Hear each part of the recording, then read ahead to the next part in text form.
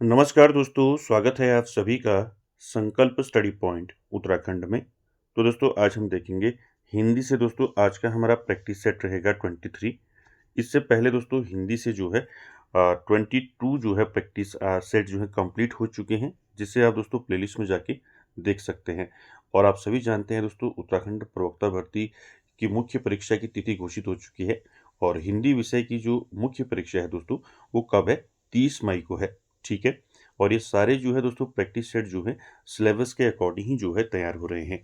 चलिए दोस्तों स्टार्ट करते हैं आज का सेशन, और आप सभी लोग दोस्तों वीडियो के एंड तक जरूर बने रहें। पहला क्वेश्चन लेते हैं दोस्तों। आज का पहला क्वेश्चन क्या है और इसका आंसर आप लोग करेंगे। पहला क्वेश्चन है दोस्तों, क्या है देखिए। देसिल बयना सब जन मिठा। ठीक है। देसिल बयना सब जब मिठा। जब की जगह आप क्या करेंगे, यहाँ पर जन होगा। ठीक है, क्या होगा? जन। ठीक है, जन। देसिल बहना सब जन मिठा किसका कथन है, ये आपको बताना है। ऑप्शन देखिए, तुलसीदास, सूरदास, विद्यापति या फिर कबीरदास। तो क्या हो जाएगा दोस्तों राइट आंसर? देसिल बहना सब जन मिठा, ये कथन किसका है? तो राइट आंसर हो जाएगा दोस्तों क्वेश्चन नंबर फर्स्ट का क्या हो जाएगा राइट आंसर? विद्यापति। ठीक है, तो यहाँ पर सी ऑप्शन राइट हो जाएगा। ठीक है। साथ ही साथ दोस्तों देसिल बयना सब जन मिठा का मतलब क्या होता है? इसका अर्थ होता है दोस्तों, जो देसी भाषा होती है, यानी कि जो मातृभाषा होती है अपनी, वो सबको क्या लगती है? मीठी लगती है। ठीक है। यह पंक्ति दोस्तों विद्यापति की कहाँ से रचना, किस रचना से दोस्तों ये पंक्तियां हैं, तो आपको याद रखना है। ठीक है, तो विद्यापति, ये पंक्ति जो है विद्यापति द्वारा रचित कीर्ति लता से ली गई है। किससे ली गई है? कीर्ति लता। ठीक है, किससे ली गई है? कीर्ति लता से दोस्तों ये पंक्ति ली गई है। देसिल बयना सब जन मीठा, यानी कि देसी भाषा यानी कि अपनी मातृभाषा सबको मीठी लगती है। ठीक है, याद रखेंगे। साथ ही साथ विद्यापति की रचनाएं मैंने आपको बताई हैं। ठीक है, जैसे कीर्ति लता हो गया, कीर्ति पताका हो गया। ठीक है, कीर्ति पताका। साथ ही साथ जो है और क्या रचनाएं हैं विद्यापति की? पुरुष परीक्षा जो है इनकी रचना है। ठीक है, क्या है? पुरुष परीक्षा। ठीक है, पुरुष परीक्षा इनकी रचना है। ठीक है। साथ ही साथ दोस्तों याद रखेंगे, पुरुष परीक्षा के साथ साथ पदावली इनकी रचना है विद्यापति की। आप जानते हैं क्या है? पदावली। ठीक है, तो ये सारी रचनाएं किसकी हैं? विद्यापति की हैं दोस्तों। और विद्यापति को आप जानते हैं, विद्यापति को क्या कहा जाता है? विद्यापति को क्या कहा जाता है दोस्तों? आपको पता होगा, विद्यापति को कहा जाता है मैथिल कोकिल के नाम से इनको जाना जाता है। ठीक है, क्या कहा जाता है? मैथिल कोकिल। ठीक है, चलिए अगले क्वेश्चन पे चलते हैं। अगला क्वेश्चन जो है क्वेश्चन नंबर 2, इसका आंसर करेंगे। क्वेश्चन नंबर 2 का आंसर करना है। देखिए क्वेश्चन क्या है। भरत मुनि ने अपभ्रंश को नाम दिया है। आपको बताना है भरत मुनि ने अपभ्रंश को क्या नाम दिया है। ऑप्शन देखिए, लोक भाषा, देश भाषा, जन भाषा या फिर अशुद्ध भाषा। क्या हो जाएगा यहाँ पर राइट आंसर? भरत मुनि ने अपभ्रंश को नाम दिया है दोस्तों देश भाषा। ठीक है, तो यहाँ पर बी ऑप्शन राइट हो जाएगा क्वेश्चन नंबर 2 का। ठीक है, याद रखेंगे। चलिए अगले क्वेश्चन पे चलते हैं। Question number 3। क्वेश्चन नंबर 3 का आंसर करेंगे दोस्तों। क्वेश्चन नंबर 3 क्या है देखिए। क्वेश्चन नंबर 3 है, शिखर से सागर तक किस रचनाकार की ये जीवनी है? आपको बताना है शिखर से सागर तक। ठीक है, शिखर से सागर तक ये किस रचनाकार की जीवनी है? आपको बताना है। ऑप्शन देखिए, सूर्यकांत त्रिपाठी निराला, अज्ञेय, धर्मवीर भारती और मुक्तिबोध। क्या हो जाएगा राइट आंसर इसमें? शिखर से सागर तक किस रचनाकार की ये जीवनी है? तो 3 का दोस्तों राइट आंसर क्या हो जाएगा? आप सभी ने पढ़ा है। ठीक है, राइट आंसर हो जाएगा 3 का दोस्तों अज्ञेय। ठीक है, तो बी ऑप्शन यहाँ पर राइट हो जाएगा। अज्ञेय की जीवनी है दोस्तों शिखर से सागर तक। ठीक है, साथ ही साथ दोस्तों अज्ञेय की प्रमुख रचनाएं आपको पूछी जा सकती हैं। तो मैंने आपको अज्ञेय की सारी रचनाएं बता रखी हैं, जैसे आपका भग्नदूत हो गया। ठीक है, ठीक है, भग्नदूत। ठीक है, भग्नदूत के साथ ही साथ जो है इनकी रचना है चिंता। ठीक है, चिंता इनकी रचना है। ठीक है, चिंता के साथ साथ इनकी एक प्रमुख रचना है हरी घास पर क्षण भर। ठीक है, क्या है? हरी घास पर, हरी घास पर क्षण भर। ठीक है। हरी घास पर क्षण भर इनकी रचना है। साथ ही साथ जो है आंगन के पार द्वार इनकी रचना है। क्या है? आंगन के पार द्वार। ठीक है, आंगन के पार द्वार। ठीक है, इसके सारे साथ इनकी रचना है कितनी नावों में कितनी बार। ठीक है, आप सभी जानते हैं कितनी नावों में कितनी बार। ठीक है, कितनी नावों में कितनी बार।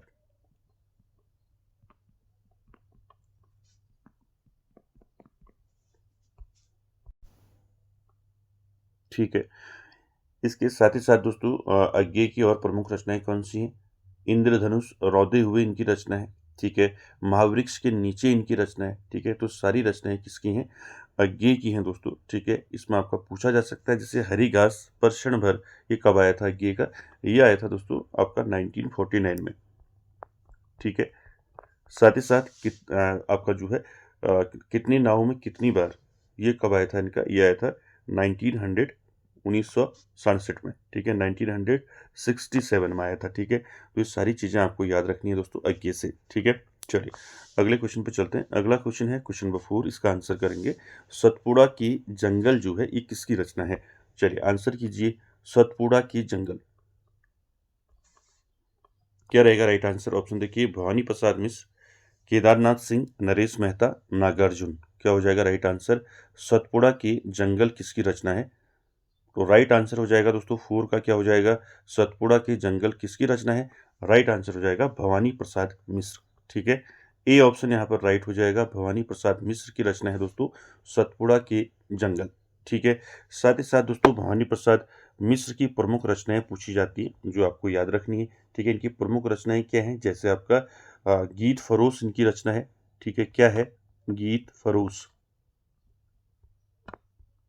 ठीक है, गीत फरोश जो है इनकी रचना है दोस्तों। ठीक है, साथ ही साथ इनकी और रचनाएं क्या हैं? इनकी और रचनाएं हैं जैसे आपका बुनी हुई रस्सी। ठीक है, मोस्ट इंपॉर्टेंट है, याद रखेंगे, पूछा गया पहले, बुनी हुई रस्सी। ठीक है, बुनी हुई रस्सी। ठीक है, साथ ही साथ आपको याद रखना है इनकी रचना खुशबू के शिलालेख। ठीक है, खुशबू के शिलालेख। खुशबू के शिलालेख हो गया। ठीक है, साथ ही साथ दोस्तों कालजयी इनकी रचना है, कालजयी। ठीक है, कालजयी इनकी रचना है। ठीक है, कालजयी के साथ साथ अंधेरी कविताएं इनकी रचना है, अंधेरी कविताएं, अंधेरी कविताएं। ठीक है, साथ ही साथ त्रिकाल इनकी रचना है, त्रिकाल। ठीक है, त्रिकाल। तो दोस्तों ये सारी रचनाएं किसकी हैं? भवानी प्रसाद मिश्र की हैं। साथ ही साथ दोस्तों आपको याद रखना है यहाँ पर जो बुनी हुई रस्सी इनकी रचना है, बुनी हुई रस्सी। इसके लिए दोस्तों इनको क्या मिला था? साहित्य अकादमी पुरस्कार मिला था। ठीक है, ये भी याद रखेंगे। भवानी प्रसाद मिश्र को बुनी हुई रस्सी के लिए क्या मिला था? साहित्य अकादमी अवार्ड। ठीक है, साहित्य अकादमी अवार्ड कब मिला था इनको? ये भी याद रखना है आपने। ठीक है, साहित्य अकादमी अवार्ड मिला था इनको, कब मिला था? 1968 में। ठीक है, 1968 में जो है भवानी प्रसाद मिश्र को बुनी हुई रस्सी के लिए क्या मिला था? साहित्य अकादमी पुरस्कार मिला था। ठीक है, ये भी याद रखेंगे। चलिए अगले क्वेश्चन पे चलते हैं, क्वेश्चन नंबर 5, इसका आंसर करेंगे। क्वेश्चन नंबर 5 है दोस्तों, दोपहर का भोजन कहानी के रचनाकार हैं। तो आपको बताना है दोपहर का भोजन ये कहानी है दोस्तों किसकी है, किस रचनाकार की है, आपको बताना है। ऑप्शन देखिए, रामचंद्र शुक्ल, अमरकांत यशपाल, या फिर चंद्रधर शर्मा गुलेरी। क्या हो जाएगा राइट आंसर क्वेश्चन नंबर 5 का? दोपहर का भोजन कहानी के रचनाकार कौन है? तो 5 का दोस्तों राइट आंसर क्या हो जाएगा? राइट आंसर हो जाएगा 5 का अमरकांत। ठीक है, दोपहर का भोजन ये कहानी किसकी है? अमरकांत की है दोस्तों। ठीक है, बी ऑप्शन राइट हो जाएगा क्वेश्चन नंबर 5 का। साथ ही साथ दोस्तों अमरकांत की जो है प्रमुख रचनाएं आपको पूछी जा सकती हैं, इनकी प्रमुख रचनाएं कौन कौन सी हैं? ठीक है, याद रखेंगे। सबसे पहले याद रखेंगे जिंदगी और जौक। ठीक है, क्या याद रखेंगे? जिंदगी और जौक, जिंदगी और जौक। ठीक है, जिंदगी और जोंक जो है ये इनकी रचना है। ठीक है, साथ ही साथ जो है याद रखेंगे मौत का नगर। ठीक है, याद रखेंगे मौत का नगर किसकी रचना है, अगर आपको पूछी जाती है तो ये है अमरकांत की रचना। ठीक है, साथ ही साथ कुहासा इनकी रचना है। ठीक है, सूखा पत्ता। ठीक है, सूखा पत्ता। ठीक है, सूखा पत्ता किसकी रचना है, ये भी अमरकांत की रचना है। ठीक है, सूखा पत्ता हो गया। साथ ही साथ तूफान इनकी रचना है, तूफान। ठीक है, कौन सी रचना है, तूफान। ठीक है, तूफान इनकी रचना है। ठीक है, तूफान के साथ साथ याद रखेंगे इनकी रचना जो है राह के फूल न सॉरी कटीली राह की फूल जो है इनकी रचना है। ठीक है, कुहासा इनकी रचना है। तो ये सारी रचनाएं याद रखेंगे अमरकांत की। ठीक है, जिंदगी और जोंक, मौत का नगर, कुहासा, सूखा पत्ता, तूफान। ठीक है, ये सारी रचनाएं किसकी हैं, अमरकांत की हैं। ठीक है, तो ठीक है, तो ये सारी रचनाएं जो है अमरकांत की याद रखनी है आपने। चलिए आगे चलते हैं क्वेश्चन नंबर 6 में। क्वेश्चन नंबर 6 का आंसर करेंगे। क्वेश्चन नंबर 6 क्या है, देखिए क्वेश्चन नंबर 6 है दोस्तों, देखिए कविता दो शब्दों के बीच की नीरवता में रहती है, काव्य भाषा के संबंध में उपयुक्त मत किसका है। आपको बताना है क्वेश्चन नंबर 6 में कविता दो शब्दों के बीच की नीरवता में रहती है, काव्य भाषा के संबंध में ये मत किसका है, आपको बताना है। ऑप्शन देखिए, नामवर सिंह, अज्ञेय, तुलसीदास, या फिर इनमें से कोई नहीं। क्या हो जाएगा तो आपका क्वेश्चन नंबर 6 का राइट आंसर, कविता दो शब्दों के बीच की नीरवता में रहती है। ये मत है दोस्तों, आपने पढ़ा है, ये मत है आपका, किसका मत है, अज्ञेय का। ठीक है, तो यहाँ पर बी ऑप्शन राइट हो जाएगा, अज्ञेय। ठीक है, मैंने ऊपर बताया था आपको अज्ञेय की प्रमुख रचनाएं बताई थी, जैसे आपका भग्नदूत हो गया, चिंता हो गया। ठीक है, हरी घास पर क्षण भर हो गया। ठीक है, इंद्रधनुष रौंदे हुए, ये उनकी रचना है। आंगन के पार द्वार हो गया। ठीक है, कितनी नावों में कितनी बार हो गया। ठीक है, महावृक्ष के नीचे, ये सारी रचनाएं किसकी हैं, अज्ञेय की रचनाएं हैं दोस्तों, याद रखेंगे। चलिए क्वेश्चन नंबर 7 पे चलते हैं। क्वेश्चन नंबर 7 का आंसर करेंगे, परती परिकथा उपन्यास के लेखक हैं। आपको बताना है परती परिकथा। ठीक है, परती परिकथा जो उपन्यास है ये किसने लिखा है। ऑप्शन देखिए, फणीश्वर नाथ रेणु, नागार्जुन, भूषण, या फिर बोधा। क्या हो जाएगा राइट आंसर क्वेश्चन नंबर 7 का, परती परिकथा उपन्यास के लेखक कौन है। तो राइट आंसर हो जाएगा 7 का दोस्तों, फणीश्वर नाथ रेणु। ठीक है, परती परिकथा जो उपन्यास है ये किसने लिखा है, फणीश्वर नाथ रेणु ने लिखा है। ठीक है, तो यहाँ पर 7 का दोस्तों ऑप्शन ए जो है राइट हो जाएगा।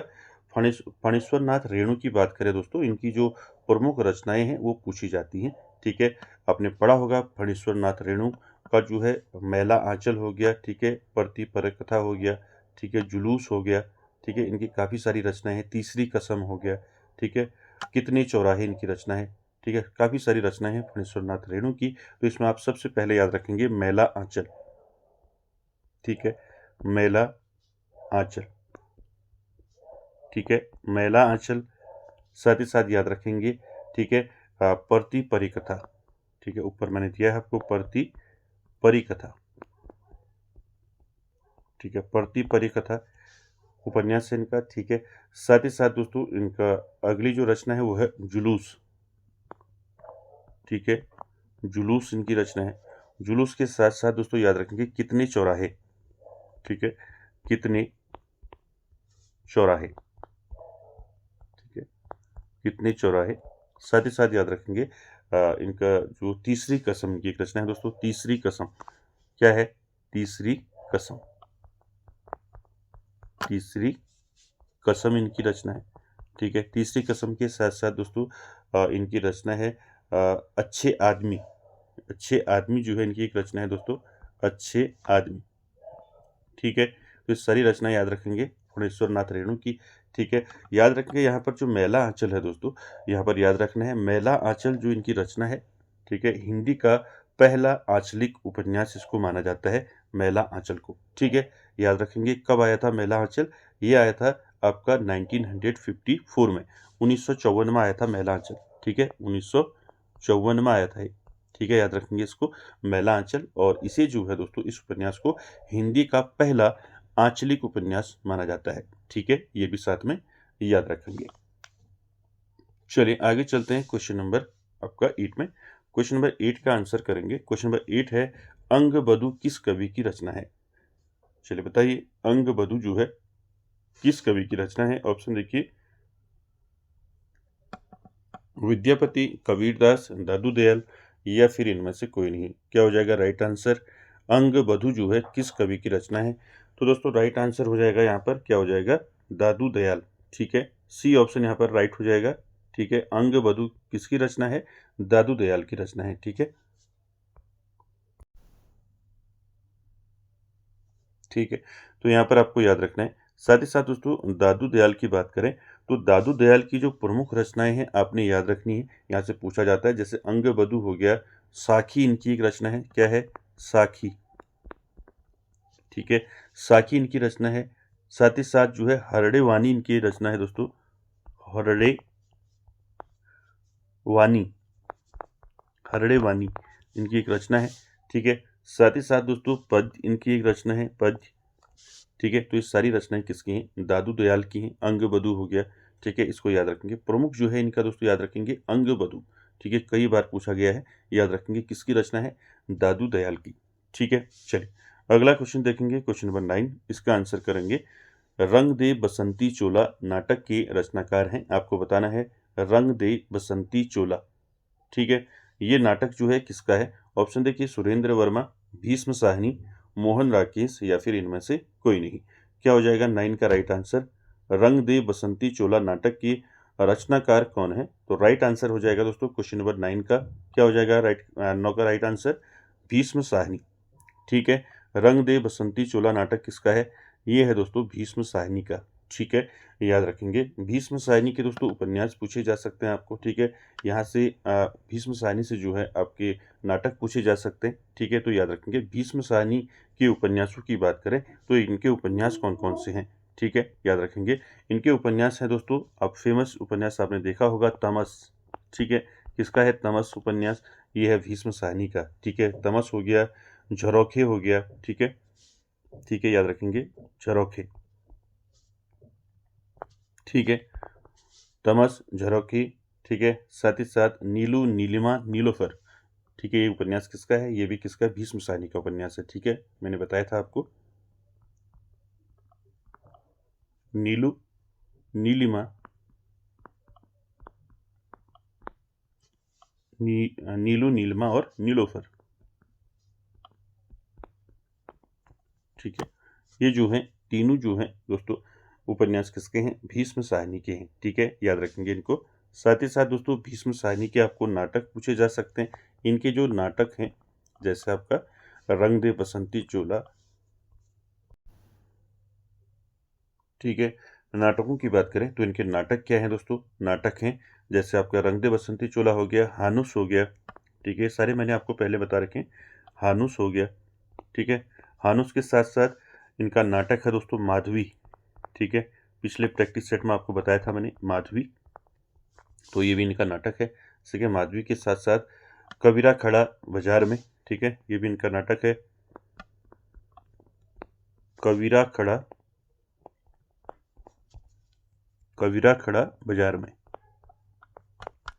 ठीक है, कबीरा खड़ा बाजार में जो है ये भी इनका नाटक है। ठीक है, याद रखेंगे सारे नाटक इनके याद रखने हैं।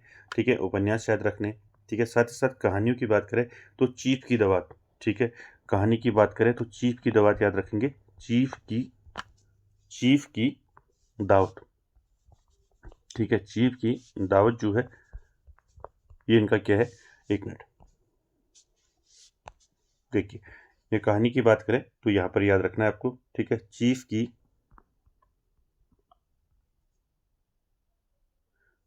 की दावत। ठीक है, चीफ की दावत जो है याद रखेंगे इसको, ये किसकी कहानी है? ये है आपका भीष्म साहनी की। ठीक है, चीफ की दावत होगी और खून का रिश्ता, खून का रिश्ता। ठीक है, खून का रिश्ता। तो ये दोनों जो है कहानियां किसकी हैं? भीष्म साहनी की हैं। ठीक है, साथ ही साथ दोस्तों भीष्म साहनी की आत्मकथा पूछी जाती है। आज के अतीत इनकी आत्मकथा है। ठीक है, याद रखेंगे पूछा जा सकता है कि भीष्म साहनी की ऑटोबायोग्राफी क्या है? तो इनकी आत्मकथा है दोस्तों आज के अतीत।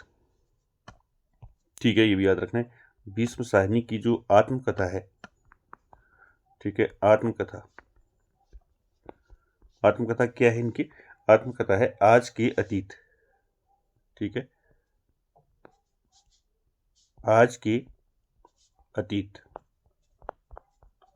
ठीक है, आज के अतीत जो है इनकी आत्मकथा है, याद रखेंगे। तो सारी रचनाएं दोस्तों याद रखनी। भीष्म साहनी की तमस, जनौखे, ठीक है, नीलिमा नीलोफर, चीफ की दावत, खून का रिश्ता, ठीक है, हानुस हो गया, माधवी हो गया, ठीक है, साथ ही साथ कबीरा खड़ा बाजार में हो गया, मुआवजे भी इनकी एक वो है दोस्तों, नाटक है इनका एक। ठीक है, तो सारी चीज़ें आपको याद रखनी है। चलिए आगे चलते हैं क्वेश्चन नंबर 10 में। क्वेश्चन नंबर 10 का आंसर करेंगे। 10 क्या है देखिए, यह पथ बंधु था। उपन्यास के लेखक बताने हैं।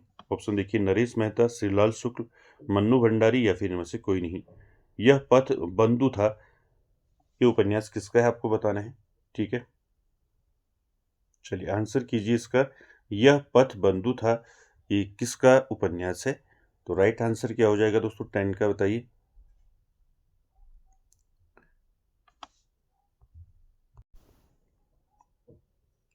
क्या हो जाएगा इसका राइट आंसर?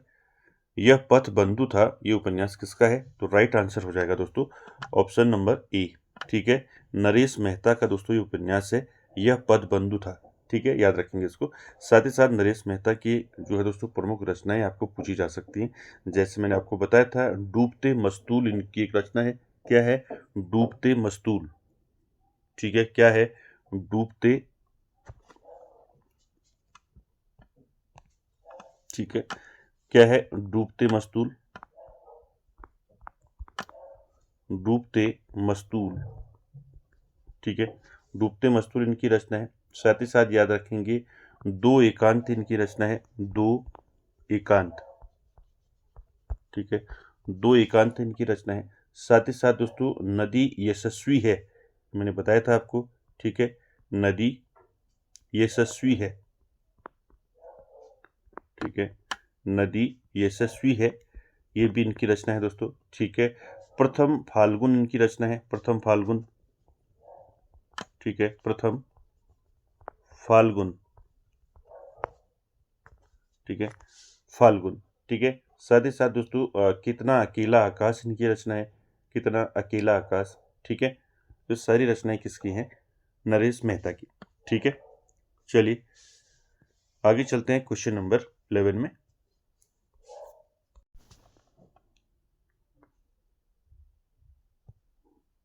चलिए क्वेश्चन नंबर 11 का आंसर करेंगे। क्वेश्चन नंबर 11 है दोस्तों, शरणागत कहानी के लेखक हैं, आपको बताना है शरणागत कहानी के लेखक कौन है।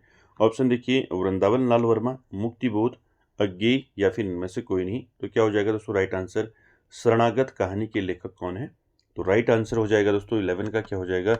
शरणागत कहानी के लेखक है दोस्तों वृंदावन लाल वर्मा। ठीक है, तो यहाँ पर ए ऑप्शन राइट हो जाएगा दोस्तों। ठीक है, साथ ही साथ आपको याद रखना है दोस्तों, वृंदावन लाल वर्मा की प्रमुख रचनाएं दोस्तों पूछी जाती हैं। ठीक है, इनकी प्रमुख रचनाएं आप सभी जानते हैं कौन है प्रमुख रचनाएं इनकी। दबे पांव, ठीक है, याद रखेंगे, दबे पांव। ठीक है, दबे पांव जो है ये किसकी रचना है? तो ये है दोस्तों वृंदावन लाल वर्मा की। ठीक है, साथ ही साथ इनकी रचना है दोस्तों मृग नयनी। ठीक है, आपसे मैंने पढ़ा होगा मृग नयनी। ठीक है, मृग नयनी जो है इनकी रचना है। साथ ही साथ टूटे कांटे, ठीक है, टूटे, टूटे कांटे। ठीक है, टूटे कांटे के साथ साथ हो गया इनकी एक रचना है अंगूठी का दान। ठीक है, क्या है? अंगूठी का दान इनकी रचना है। ठीक है, कलाकार का दंड, ठीक है, ये भी याद रखेंगे, कलाकार का दंड किसकी रचना है? कलाकार, कलाकार का दंड। ठीक है, कलाकार का दंड जो है ये रचना किसकी है? ये भी वृंदावन लाल वर्मा की है। ठीक है, याद रखेंगे। मृगनयनी जो है ये इनका प्रमुख है दोस्तों, वृंदावन लाल वर्मा का मृगनयनी ये उपन्यास है इनका। ठीक है, ये भी याद रखेंगे। ठीक है, चलिए अगला क्वेश्चन, क्वेश्चन नंबर 12, इसका आंसर करेंगे। 12 है दोस्तों, कबीर की उक्तियों में कहीं कहीं विलक्षण प्रभाव और चमत्कार, विलक्षण प्रभाव और चमत्कार है, तो यह कथन किसका है आपको बताना है। ऑप्शन देखिए, श्याम सुंदर दास, रामचंद्र शुक्ल, हजारी प्रसाद द्विवेदी या फिर जयसी। क्या हो जाएगा इसका राइट आंसर? कबीर की उक्तियों में कहीं कहीं विलक्षण प्रभाव और चमत्कार है। यह कथन है किसका है दोस्तों? ये कथन है दोस्तों किसका है? रामचंद्र शुक्ल का कथन है। ठीक है, तो यहाँ पर बी ऑप्शन राइट हो जाएगा दोस्तों 12 का। ठीक है, याद रखना है। चलिए आगे चलते हैं क्वेश्चन नंबर 13 में। 13 क्या है देखिए दोस्तों, क्वेश्चन नंबर 13 का आंसर करेंगे। द फिलोसफी ऑफ रेट्रिक रचना किसकी है? आपको बताना है द फिलोसफी ऑफ रेट्रिक जो रचना है ये किसने लिखी है। ऑप्शन देखिए, आई A Richards, Croce, Harivansh Rai Bachchan या फिर इनमें से कोई नहीं।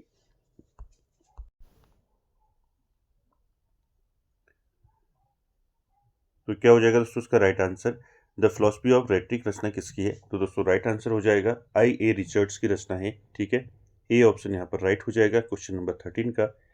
ठीक है, आगे चलते हैं अगले क्वेश्चन में। क्वेश्चन नंबर 14 की बात करें। क्वेश्चन नंबर 14 क्या है देखिए, क्वेश्चन नंबर 14 है दोस्तों, घनानंद किस वैष्णव संप्रदाय के थे? आपको बताना है घनानंद जो है किस वैष्णव संप्रदाय से थे। ठीक है, ऑप्शन देखिए, सखी संप्रदाय, निम्बार्क संप्रदाय, माध्व संप्रदाय या फिर इनमें से कोई नहीं। राइट आंसर क्या हो जाएगा इसका बताइए। क्वेश्चन नंबर 14 का घनानंद जो है किस वैष्णव संप्रदाय के थे? तो राइट आंसर हो जाएगा दोस्तों 14 का क्या हो जाएगा? निम्बार्क संप्रदाय। ठीक है, तो बी ऑप्शन यहाँ पर राइट हो जाएगा। निम्बार्क संप्रदाय किसे दोस्तों? घनानंद। ठीक है, ठीक है, तो इसको याद रखेंगे। घनानंद जो है किस संप्रदाय की है? निम्बार्क संप्रदाय। ठीक है, साथ ही साथ दोस्तों घनानंद की प्रमुख रचनाएं आपको पूछी जा सकती है। इनकी प्रमुख रचनाएं कौन सी हैं? जैसे आपका सुजान सागर हो गया। ठीक है, बताया था मैंने आपको सुजान सागर। सुजान सागर किसकी रचना है? तो घनानंद की रचना है सुजान सागर। ठीक है, सुजान सागर के साथ साथ याद रखना है इश्क लता। ठीक है, बताया था मैंने आपको इश्क लता। ठीक है, इश्क लता जो है ये रचना है दोस्तों घनानंद की। ठीक है, साथ ही साथ सुजान हित इनकी रचना है। ठीक है, सुजान हित, सुजान हित इनकी रचना है। सुजान हित के साथ साथ इनकी रचना है दोस्तों विरह लीला। ठीक है, विरह लीला हो गया, सुजान सागर हो गया, इश्क लता हो गया। ठीक है, प्रेम पत्रिका इनकी रचना है। ठीक है, सारी रचनाएं किसकी हैं? घनानंद की है दोस्तों, याद रखना है। ठीक है, चलिए क्वेश्चन नंबर 15 आज का आखिरी क्वेश्चन, इसका आंसर करेंगे। क्वेश्चन नंबर 15 क्या है देखिए, क्वेश्चन नंबर 15 है दोस्तों, इस करुणा कलित हृदय में अब विकल रागिनी बसती, क्यों हाहाकार स्वरू में वेदना असीम गरजती। तो दोस्तों इन काव्य पंक्तियों के कवि कौन है? तो ये पंक्तियां किसने कही हैं आपको बताना है। इस करुणा कलित हृदय में अब विकल रागिनी बसती, क्यों हाहाकार स्वरों में वेदना असीम गरजती। तो ये पंक्तियां दोस्तों इसका अर्थ होता है, इसका मतलब हुआ कि कवि जो है दोस्तों अपने हृदय को जो है करुणा यानी कि दया प्रेम से भरा हुआ बताते हैं, जिसमें अब एक व्याकुल यानी कि विकल रागिनी का दुख भरा जो है संगीत बज रहा है। तो दोस्तों ये पंक्तियां जो हैं किस कवि की हैं? ऑप्शन देखिए, महादेवी वर्मा, रामचंद्र शुक्ल, जयशंकर प्रसाद या फिर नेमिचंद्र जैन। क्या हो जाएगा राइट आंसर इसका बताइए। इस करुणा कलित हृदय में अब विकल रागिनी बसती, क्यों हाहाकार स्वरों में वेदना असीम गरजती। तो ये पंक्तियां जो हैं किसकी हैं? तो 15 का दोस्तों राइट आंसर हो जाएगा जयशंकर प्रसाद। ठीक है, सी ऑप्शन राइट हो जाएगा दोस्तों। जयशंकर प्रसाद की जो है प्रसिद्ध रचना है दोस्तों आंसू। ठीक है, आंसू आपने पढ़ा है। ठीक है, तो आंसू की शुरुआती पंक्तियां हैं दोस्तों ये। ठीक है, आपने पढ़ा होगा, याद रखेंगे इसको। और इसका मतलब क्या होता है मैंने बता दिया। ठीक है, यहाँ पर दोस्तों कवि के आंसू जो है करुणा के कण बनकर बहते हैं। ठीक है, तो यहाँ पर सी ऑप्शन राइट हो जाएगा। ठीक है, ये लाइन जो है कहाँ से ली गई है पूछा जा सकता है। तो ये पंक्तियां जो है जयशंकर प्रसाद द्वारा रचित आंसू की शुरुआती पंक्तियां हैं। ठीक है, तो दोस्तों राइट आंसर बी हो जाएगा। ठीक है, तो दोस्तों आज की सेशन में आपने 15 क्वेश्चन देखे। आई होप आप सभी को अच्छे लगे होंगे, और वीडियो को एंड तक देखने के लिए थैंक यू वेरी मच।